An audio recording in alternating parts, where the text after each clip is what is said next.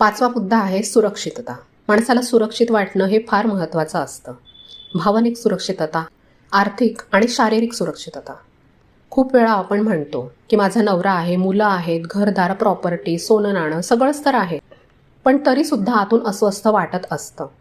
कारण ह्या सगळ्या गोष्टींतल्या कोणत्याही निर्णयामध्ये आपल्याला स्थान नसतं. 50शी नंतर महिलांनी हे समजून घेतलं पाहिजे की आपण कुणावर ओझं म्हणून नाही आहोत, पण कुणाच्या इतकं सावलीतसुद्धा नाही राहायचं की उद्या ही सावली नसेल तर काय ह्या दडपणाखाली सतत राहावं लागेल. स्वतःचे काही छोटे निर्णय, स्वतःचे काही पैसे, स्वतःचा आवाज हे सगळं आपल्या मनाच्या सुरक्षिततेचा भाग आहे. 6व्या मुद्द्यामध्ये आता थोडं नात्यांबद्दल बोलूया. 50शी नंतर नात्यांमध्ये सुद्धा खूप बदल होतात. नवरा कदाचित रिटायर झालेला असतो किंवा होणार असतो. आत्तापर्यंत ते दिवसभर बाहेर असायचे, आता 24 तास घरात.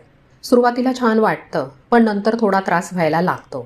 कारण प्रत्येकाला स्वतःची स्पेस हवी असते. त्यांना त्यांची सवय असते, आपल्याला आपली सवय असते. अशा वेळी एकमेकांना स्पेस द्यायला शिकलं पाहिजे. त्यांना जे आवडतंय ते त्यांना करू द्या, तुम्हाला जे आवडतंय ते तुम्ही करा. सतत एकमेकांच्या सोबतीनेच गोष्टी करण्याची गरज नाही आहे. आणि मुलांच्या बाबतीत तर मगाशी मी सुरुवातीला सांगितलं तसंच, मुलं मोठी झाली आहेत, त्यांना त्यांचं आयुष्य आहे. आपण काय करतो, त्यांना अजूनसुद्धा लहान बाळ समजून त्यांच्या आयुष्यात हस्तक्षेप करत राहतो. हे का केलं, तिथे का गेला होतात, हेच का खाल्लं, हे त्यांना नको असतं आणि मग खटके उडतात. म्हणून थोडं अलिप्त व्हायला शिका. त्यांनी विचारलं तर सल्ला द्या, नाहीतर शांत राहा. प्रेम आहेच, काळजी आहेच, पण ती व्यक्त करण्याची पद्धत आता आपल्याला बदलावी लागते. त्यांना मोकळं सोडा, म्हणजे ते तुमच्या जास्त जवळ येतील. जितकं घट्ट पकडून ठेवाल तितकी ती लांब पळतील. 7वी आणि सगळ्यात महत्त्वाची गोष्ट ह्या वयात काय असेल तर ती आहे मनाची शांतता.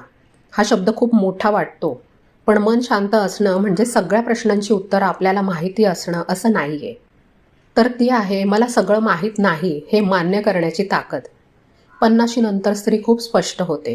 काय सहन करायचं नाही, कुठे थांबायचं नाही हे कळायला लागतं. आणि तरीसुद्धा आपण मागे हटतो, कारण सवय असते.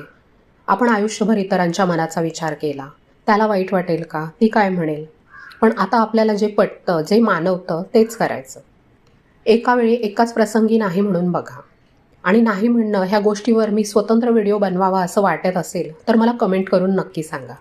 जितक्या जास्त कमेंट नाही म्हणण्याचे फायदे हा व्हिडिओ बनवावा म्हणून येतील, तितकी मला खात्री वाटेल की तुम्हाला ह्या गोष्टी ऐकायच्या आहेत.